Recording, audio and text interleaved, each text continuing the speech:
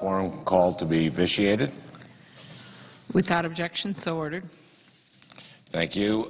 Madam President, I have 6 unanimous consent requests for committees to meet during today's session of the Senate. They have the approval of the majority and minority leaders. I ask unanimous consent that these requests be agreed to and that these requests be printed in the record. Without objection, so ordered. Thank you.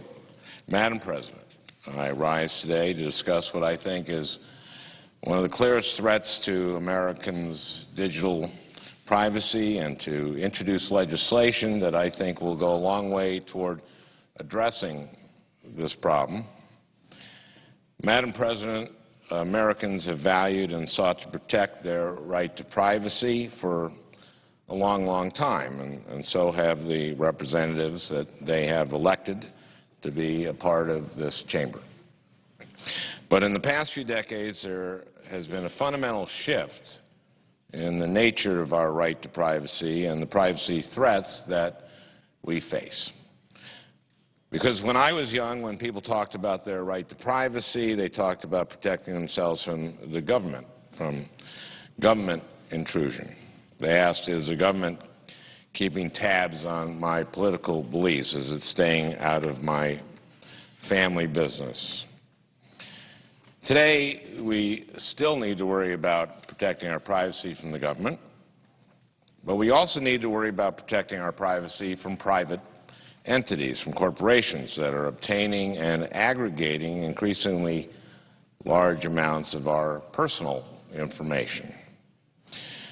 Nowhere is that need clearer and more urgent than on the Internet. And within the Internet ecosystem, I would argue that some of the most sensitive information out there comes from our phones. Smartphones are the future of the Internet and can actually be more powerful than desktop computers from a decade ago. There will be more smartphones sold in 2012 than laptops and desktops combined. And there's a reason for that. These are incredible devices. Using a smartphone, a mother or a father can see his or her child and wish him or her good night, even if that child is half a world away.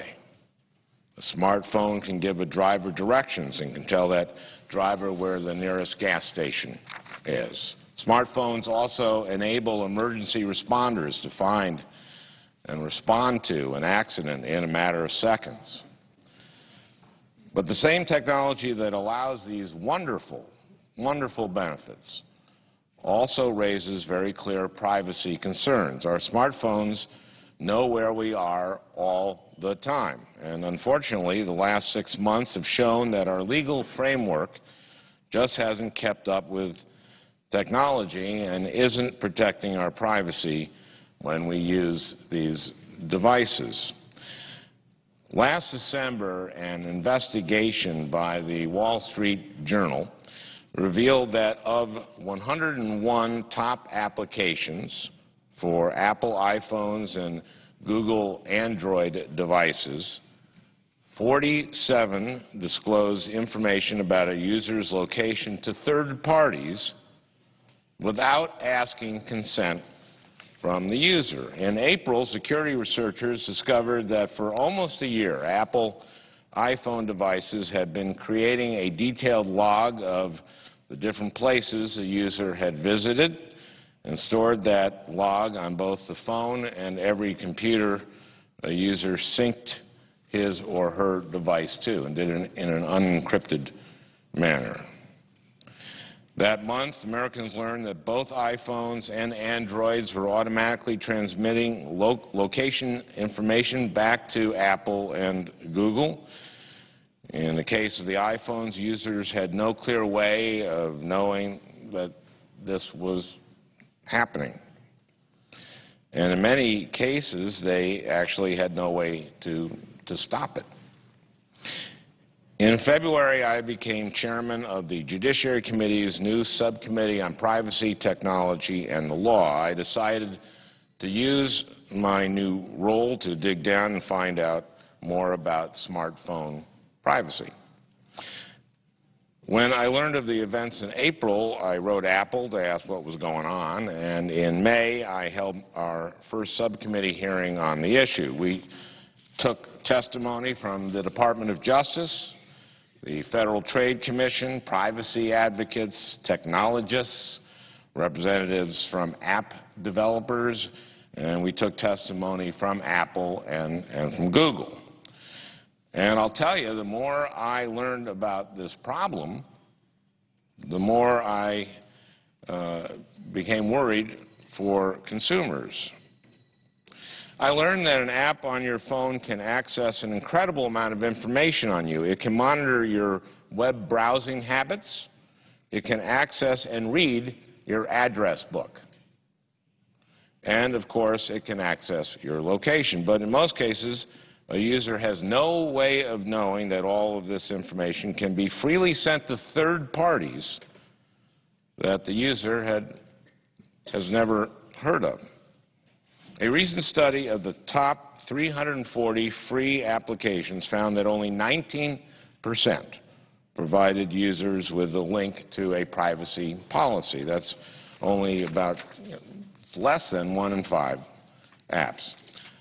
I also learned that our federal laws on this subject are a confusing hodgepodge full of gaps and loopholes, and that in many cases our current federal laws explicitly allow wireless companies and companies like Apple and Google to disclose our location information to whomever they want. Let me give you an example. If I use my smartphone to make a phone call, my wireless company can't go out and give my location to third parties without getting my express consent. But if I use that same smartphone to search the Internet, my wireless company can disclose my information to almost anyone they want. Here's another example. If I use a mapping application on my smartphone to find out where I am or to find the nearest supermarket, Apple and Google would have to ask my consent before telling third parties where I am. But if my same phone automatically transmits my location to one of these companies without my knowing it, then arguably under current federal law, again, these companies would likely be free to disclose my information to almost anyone they want. And you don't have to take my word for it. Over the past several months, I have asked privacy experts and officials from the Department of Justice and the Department of Commerce about these issues, and they have confirmed that this is, in fact, the case. This doesn't make sense. In fact, it's kind of a problem. But the most alarming thing I heard is that there are real-life consequences when we don't do enough to protect location information on our smartphones. The very first group that contacted me after I wrote my letter to Apple in April was the Minnesota Battered Women's Coalition. They told me that they have seen time and time again how smartphone location technology can be abused by batterers and stalkers. I asked the Minnesota Battered Women's Coalition to submit testimony for my hearing. 2 stories from their testimony jumped out at me. One was of a woman from St. Louis County, Minnesota. The presiding officer knows St. Louis County very well. It extends kind of from Duluth all the way up to the Canadian border. It's a huge county, actually. So recently this woman had gone to a domestic violence program located in a county building. Within 5 minutes of entering the building, her abuser sent her a text message and asked her, "Why are you in the county building?" Soon after that, an advocate helped her get an order of protection against her abuser. To get that, she needed to go to the local courthouse. And soon after she filed the order of protection, the abuser texted her again. This time he asked, "Why did you go to the courthouse?" Did you file for an order of protection against me? Advocates later concluded that this woman's abuser was tracking her via a location tracking service on her phone. Another woman in Minnesota had a similar experience. When she secretly entered a domestic violence shelter, her abuser started sending her text messages asking her, "Why are you at a shelter?" In fact, he started calling taxi cabs to wait for her outside of the shelter at all hours of the day. Again, in this case, advocates realized that this woman's abuser was tracking her through an app on her phone. Madam President, my goal with the Privacy Subcommittee is to try to find a balance between the wonderful benefits of modern technology and our need to protect our privacy. And right now, when it comes to smartphone location technology, we have an imbalance because we're getting all the wonderful benefits, but we aren't keeping our privacy, and I think we can get both. This problem isn't going to fix itself, and let me tell you why I say that. After the hearing with Apple and Google, I asked representatives from each of those companies a simple question: will you require that the apps you sell have privacy policies? In fact, I also asked them this: even if you don't require that all the apps you sell have privacy policies, will you at least require privacy policies for just the apps that can get your location? Well, by last week, both companies had answered my questions. Let me summarize their answers. No. Madam President, I think Congress needs to act. And so that's why today I'm introducing the Location Privacy Protection Act of 2011. This piece of legislation is founded on a simple principle: that consumers have a right to know what information is being collected about them and how it is being used, and that they have a right to decide who will get that information and whom they can share it with. This bill will fill gaps and loopholes in current federal law to give consumers 4 simple protections. First, the bill says that any time your wireless company or a company like Google or Apple or an app developer wants to get your location from your smartphone, they need to get your permission first. Second, if they want to give your information to a third party, they also need to get your permission. This doesn't mean that our smartphones are going to be clogged with permission screens. No, this can be done with one simple screen. My bill doesn't require a new permission screen from every subsequent company that gets your location. That would be impractical, and it just wouldn't be smart. So the third thing it does is require companies that collect and aggregate the location information from thousands of consumers. It would require them to take reasonable measures to protect that information from foreseeable threats. Finally, if a consumer writes one of these companies and asks, "Hey, do you have my location information?" that company has to answer that user yes or no. And if the user asks for his or her information to be deleted, the company has to honor that request. When I wrote the bill, I looked at the way other current digital privacy laws were being enforced. Most of them have what's called a private right of action that allows a consumer to get their day in court if their rights are violated. I know that many entrepreneurs find these burdensome, so I wrote the private right of action clause such that it would only kick in if no federal or state authority decides to act. I also included exceptions in the bill to make it easier for parents to keep track of their children, for companies to protect against fraud and use location information that's anonymous, and for emergency responders to get to the scene of an accident without any red tape.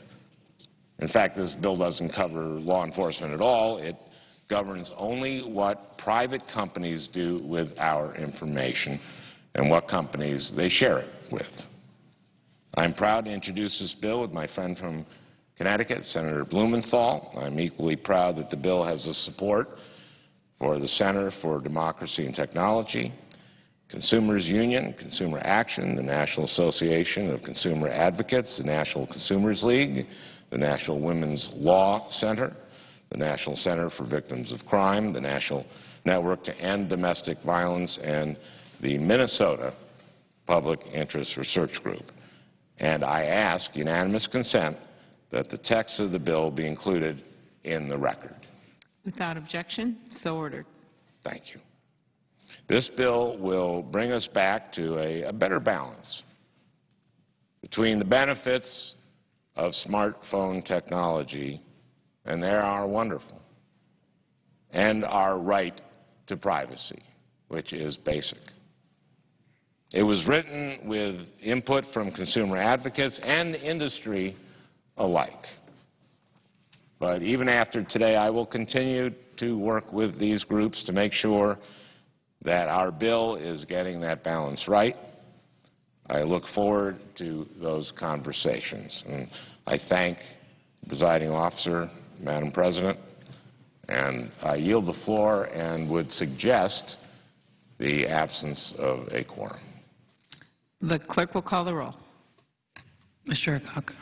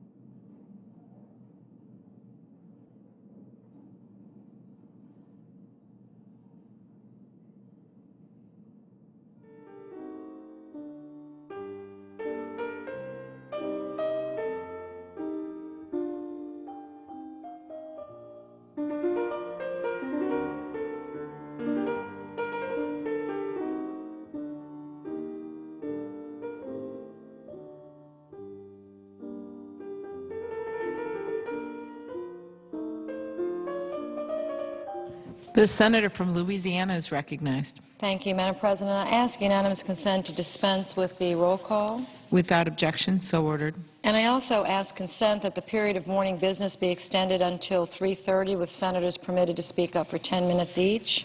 Without objection, so ordered.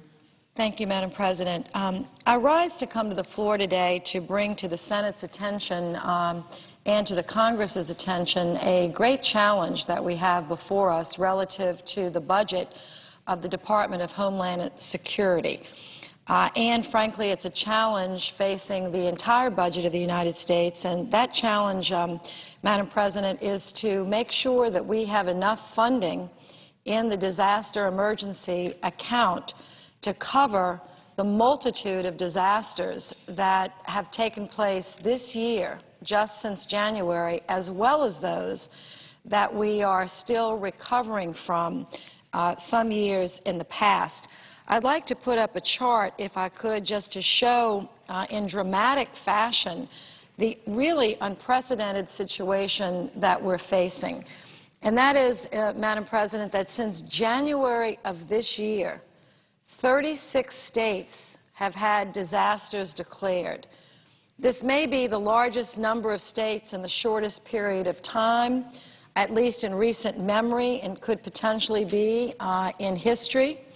And this is a challenge to the budget because, as you know, under our law, the federal government is, by law, and it attempts to be every day, a reliable and trustworthy partner for cities and towns and states that have been devastated by either tornadoes, wildfires, hurricanes, etc. Most recently, our minds and our eyes and our hearts have been focused on Missouri, with the terrible devastation to several of their cities, most notably Joplin, Missouri, just recently. But we remember just a few weeks ago the tornadoes that ripped through the southern part of the United States, in Alabama, particularly Georgia, some parts of Arkansas, and flooding in other parts of the country as well. Now, this is what Mother Nature has brought to us, and we can't control that.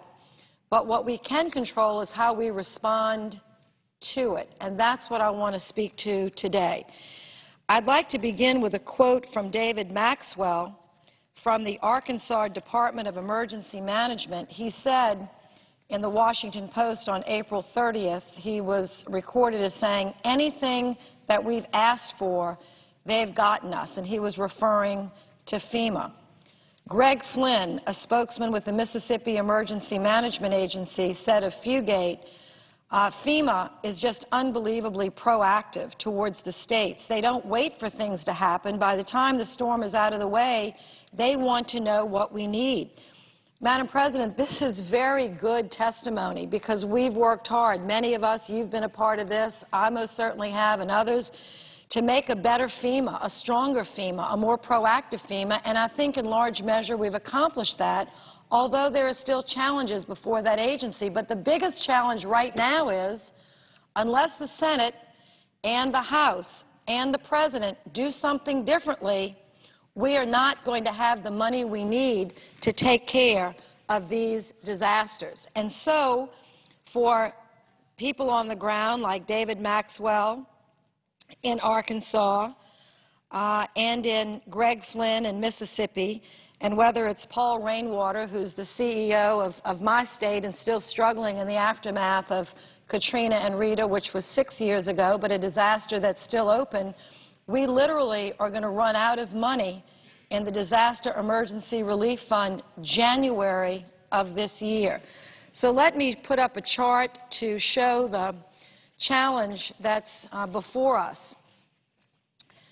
We have, the President has requested $1.8 billion, which is a reasonable request based on past averages of disasters, which we're prepared to budget in the base budget of Homeland Security.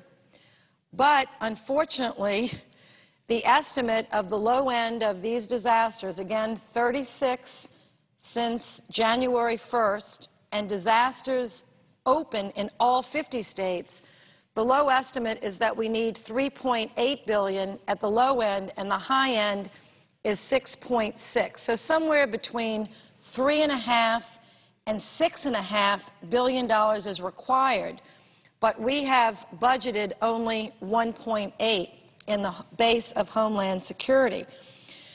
As chair of this committee, I can tell you that our committee cannot absorb in its base the entire weight and cost of these disasters. The Homeland Security budget has never in its history since it was created absorbed 100%. We do a rough and good faith estimate of what it might be, but these are exceeding even our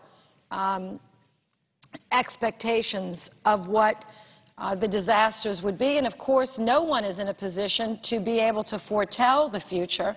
Our Secretary of Homeland Security has brought a great deal of skill and expertise, a former governor, an excellent manager, all the prerequisite academic credentials, but she didn't show up in this job with a magic wand and a foreteller's globe.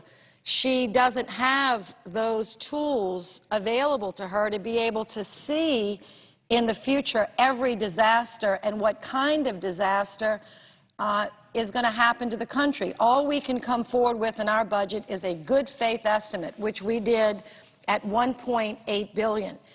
So the reason I come to the Senate today is to say that there is a gap that must be filled. I'm strongly recommending that this Congress fund this off budget in an emergency line item, which is what we've done 95% of the time in the last 40 years. $110 billion of emergencies out of 130 have been dealt with as true emergencies. It's unpredictable. You can't plan for it. We must respond by law. And if we don't, then projects all over this country will shut down. And I might remind everyone that it's projects that create jobs, that not only restore hope, not only rebuild communities, but projects that create jobs. To list a few of them, the repairs for two very important roads in Hawaii could potentially be stopped. Sewer line repairs and a pump station in Gary, Indiana could be stopped. The town hall in the village of Gulfport, which hasn't been rebuilt for 6 years since the storm, which is under construction, could be halted. A dozen or more jobs in that small town of Gulfport. Not big numbers nationally, but important to that city. There's an elementary safe room being built right now in Kansas. That, again, is a few jobs there, important to the couple of hundred school children that are terrorized now by those tornadoes that have swept through their area. That project. And I could go on and on. You can imagine in Missouri, Fort Polk County, there was a bridge that was collapsed. Very inconvenient, of course, for the people having to cross that bridge every day. I'm not personally familiar with it, but I can imagine the difficulty that families are going through that were used to having access to cross that river. And I could list hundreds of projects that literally will be stopped in their tracks if we don't figure this out. My strong recommendation is that we do what we've always done, which is appropriate in funding real emergencies. Now, it's not appropriate to do off-budget on things that you can budget for, you should have budgeted for, and you just failed to budget for. That's not an emergency. That's bad planning. But, Madam President, I think I'm a pretty good chairman of this committee. I know Secretary Napolitano is an excellent administrator of Homeland Security. There's nothing we could give her humanly possible where she can predict in the future what kinds of disasters are going to take place and the magnitude of their destruction. It's impossible. So, again, we have to figure out a way to budget for this that's responsible, and I say put a good faith effort or average in your budget, and then anything that occurs, do it off, in addition to that, off budget in emergency. Or another suggestion, which is met with resistance, and I can understand why, but another reasonable alternative would be to take a percentage decrease against all the budgets of the federal government and just say, we wanted to spend this money, but we've had these disasters, and absorb it, government-wide. I can promise you the last and worst thing, and one that can happen because I will oppose it vigorously, and so will many others, is taking the entire amount of the DERF, the Disaster Emergency Fund, out of the Homeland Security budget, because then you put the country in a position that you're underfunding planning for the future, lowering your defenses against real terrorist attacks that could potentially happen to the country because you're funding for disaster levels that were completely we were unable to plan for them for obvious reasons. So we cannot undermine the security of our nation. We cannot undermine and weaken the entire Homeland Department's budget because of an unusual natural occurrence of which we have no control over and no foreknowledge of. Now, there may be other solutions that I haven't thought of. Another would be very helpful if the President himself, knowing these numbers, they come from his own executive agencies, are tabulating these numbers, for him to send an emergency supplemental. I have sent him several letters requesting that he send to the Congress an emergency supplemental to cover this gap. If he doesn't or does not do that, Congress itself has the power to act, and I will be making a recommendation to in Appropriations Committee to fill this gap. But what is not acceptable is to try to absorb this entire gap in the Homeland Security budget, which will leave our country in a very weakened position in terms of preparing for future disasters and potential terrorist attacks. Might I remind everyone that hurricane season just started June 1st. It's now June 15th. We're 15 days into hurricane season. We don't know what this season will bring. And there may be other alternatives to closing this gap, but it is very, very important. I'm going to start this vigorously with my ranking member, Senator Coates, to see what we can recommend potentially jointly together.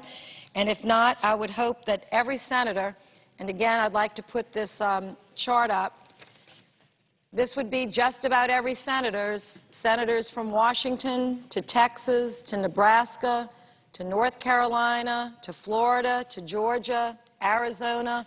Montana will be green shortly, and so will Vermont, because there are disasters underway. If you put your thinking caps on, because we need to come up with a way to fund these disasters, and it's going to be a big challenge as we start our appropriations process.